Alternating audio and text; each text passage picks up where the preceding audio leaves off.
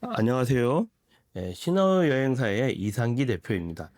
요즘 동남아시아에서 문제가 되고 있는 납치, 감금 또는 여러 가지 이런 불미스러운 일들에 대해서 좀 설명을 드리고 싶은데요. 캄보디아에서 벌어지고 있는 일하고 이 베트남에서의 상황하고를 좀 정확히 아셔야 좀 좋을 것 같아요. 그래서 베트남과 캄보디아의 차이점들을 좀 설명을 드릴 건데, 특히 경제적인 투자 측면, 그 다음에 부동산 투자 측면, 그리고 베트남과 캄보디아의 치안에 대한 어떤 차이점, 그 다음에 베트남과 캄보디아에 여행 왔을 때 차이점들을 좀 자세히 설명을 드리도록 할 테니까요. 좀 끝까지 구독해 주시면 감사하겠습니다. 자, 이제 베트남에 이제 한국에서 기업들이 투자를 많이 하고 있는데요. 그 부분에 대해서 설명을 좀 드리도록 할게요. 2024년 연말 현재 대한민국에서 이 기업이라고 하는 대기업, 중소기업들 포함해서 한국에서 베트남으로 들어온 이 투자된 돈이 약 110조가 넘어요.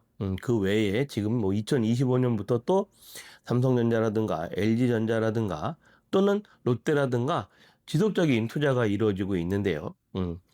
많은 분들이 궁금해 하시는 게 투자를 했는데 중국처럼 뭐 쫓겨난다든가 공장을 뺏긴다든가 기술을 뺏긴다든가 이러한 일이 생기면 어떡하냐고 걱정들을 많이 하시는데요.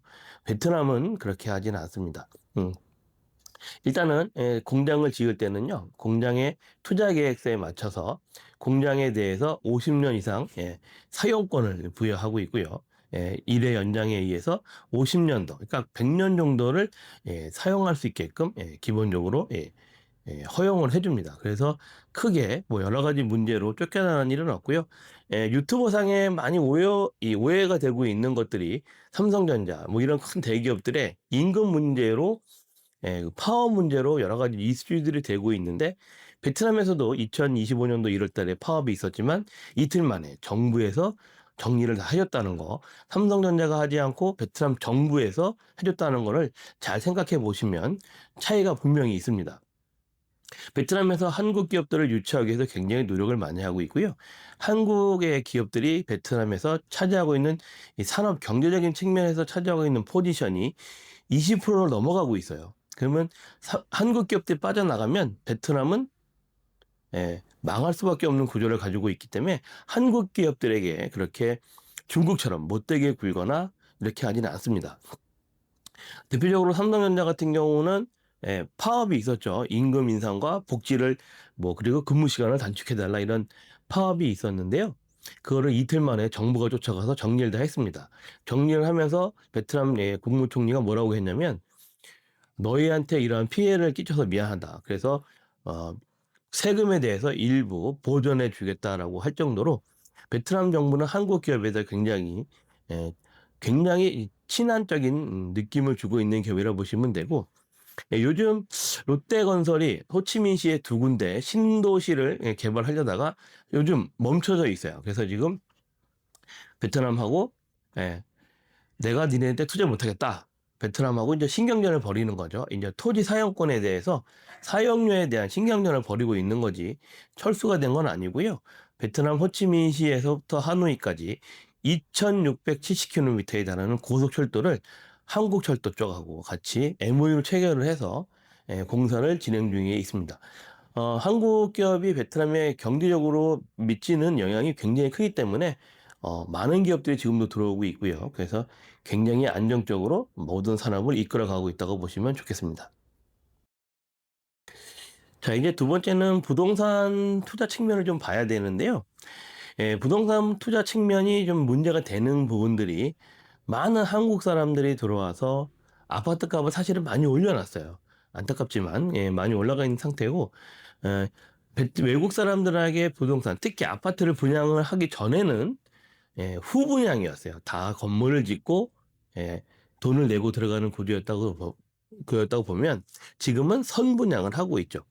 그래도 뭐 베트남 기업도 많이 하지만 대표적으로 뭐 예, 대표적인 뭐 많은 기업들이 있지만 빈펄랜드 같은 경우도 아파트를 짓고 있고요. 하지만 이제 싱가포르 회사들도 짓고 있고 대만 기업도 짓고 있고 한국 기업도 짓고 있다 보시면 됩니다. 아파트 쪽에 이제 이 부동산에 투자를 하시면 땅보다는 아파트 쪽에 많이 하고 계시고요. 아파트는 한국하고 똑같아요. 일부 계약금을 한 5% 정도 계약금을 걸고 분양을 하면 받으면 중도금을 차근차근 내다가 이제 분양을 받습니다. 예. 많은 분들이 우려하시는 본인 명의로 과연 등기를 해주느냐?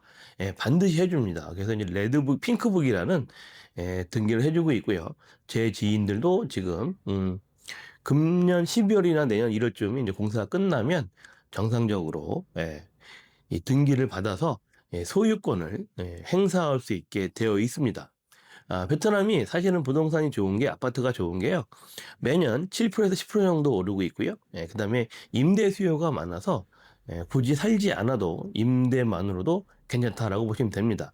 한국처럼 뭐 보유세, 뭐 증여세, 뭐 이런 뭐 취득세 이런 것들이 많지 않아서 투자를 할 때도 크게 부담이 없습니다. 그리고 저희 일례로 좀 이렇게 말씀드리면 탈세라고 생각하실 수 있지만 많은 분들이 자식에게 재산을 물려주기 위해서 여기 오셔서 자식 명의로 계약을 하시는 분들도 왕왕 있습니다. 그렇게 해놓고 나면 자녀일 거니까 나중에 재산권은 자녀가 행사하게 되는 거죠. 그렇게 되어 있습니다. 그래서 오해가 있는 게 지금 베트남이 어떠한 이 은행에 거래를 제재를 가하고 있는데요. 그거는 베트남에 체류를 하면 바로 풀려서 다시 은행 거래를 할 수 있고요. 다시 외국을 나가면 못하게끔 되어 있는 겁니다. 그것도 이제 단기로 왔다 갔다 하는 사람들에 한해서고요. 저처럼 장기로 살고 있는 사람들은요, 외국 나가서도 인터넷 뱅킹으로 은행 거래를 하는데 아무 문제가 없습니다. 그래서 부동산 같은 경우는 이제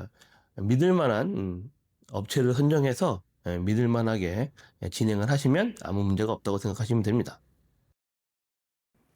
이게 제일 중요한 부분인 것 같은데요. 치안이죠, 치안. 동남아시아 여행 오시는 분들이 제일 걱정하는 게 치안이에요. 그럼 베트남은 어떻게 되어 있느냐? 베트남은 치안이 굉장히 안정적입니다. 왜 그러냐면, 이 베트남 사람들, 국민들 자체가 죄를 지으면 안 된다는 게 이제 머릿속에 각인되어 있고요. 죄를 지으면 한국 사람들이 제일 싫어하는 바퀴벌레 같이 쥐보다도 못한 대우를 받게 되어 있다는 것을 잘 기억하고 있어요. 지금은 안 그렇지만 한 15년 전 이상만 해도 사행을 집행할 때 죄수들을 공개 채용을 했어요. 그러니까 죄를 지으면 이렇게 벌을 받는다라고 할 정도로 이 치안에선 되게 엄하게 규정을 하고 있고요. 특히 캄보디아하고 틀리게 총기 소지가 안 되죠. 총기 소지가 안 되고 흉기 같은 게 소지하면 큰일 납니다. 그래서 특히 이제 이 외국인들에 대해서 어떤 상해나 위해를 가하면 가중처벌 받게 되어 있기 때문에 내국인들은 외국인들한테 감히 이렇게 위해를 가하진 않아요. 먼저 위해를 가한 이 절대 없습니다. 일부 이제 보도상에 나오는 이제 바가지 쓸 수 있는 택시를 타거나 이런 바가지 쓸 수 있는데요. 한국처럼 뭐 말도 안 되는 바가지가 아니라 한 돈 10,000원 정도 바가지 쓴다고 보시면 가장 좋을 것 같아요. 그래서 이제 일반인 택시보다는 그랩을 이용하시면 그런 문제가 하나도 없고요. 제일 조심하실 건 소매치기만 조심하시면 치안에는 하나의 문제도 생기지 않는다 이렇게 바라봐 주시면 좋겠습니다. 그리고 이런 것들 궁금하시면요. 저희 SNS로 연락을 주시던 저한테 연락을 주시면 댓글 달아주시든 하시면 제가 자세히 설명을 또 드리도록 하겠습니다.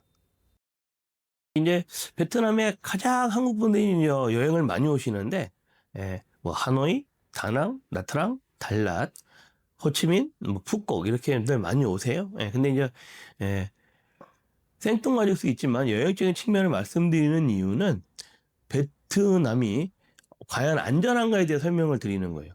재밌는 건 경기도 다낭시, 그죠? 충청도 나트랑시라고 불릴 수 있도록 한국 사람들이 많이 오는 게 베트남입니다.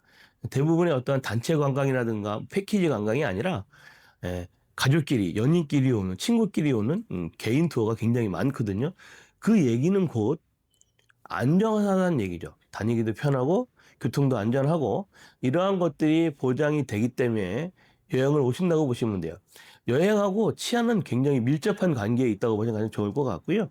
그 다음에 식생활이라든가 이런 것들이 여행적인 측면에 봤을 땐 한국 사람하고는 잘 맞기 때문에 그렇게 진행되어 있다고 보시면 가장 좋을 것 같아요. 그래서 뭐 여행 오신다든가 이럴 때는 또 궁금하신 거, 뭐, 예, 하루를 어떻게 놀아야 되냐 이런 것들도 저희 이제 댓글에 달아주신다든가 SNS에 연락을 주시면 제가 자세히 설명을 드려서 시간을 알차게 보낼 수 있게끔 도와드리도록 하겠습니다.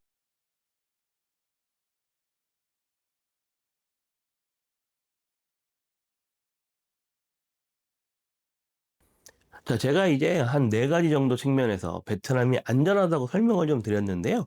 이런 것들이 좀 더 정확히 알고 싶고 자세히 알고 싶은 내용들은 여기 화면에 나가는 카톡 아이디 예, 친구 추천하셔 갖고 연락 주시면 가장 좋을 것 같고요. 그러면 제가 예, 상세하게 자세히 설명을 드리고 정보를 공유해 드리도록 하겠습니다. 예, 반드시 꼭 좀 좋아요 눌러 주시고 구독 신청해 주시고 오늘 하루 행복하시길 바라겠습니다.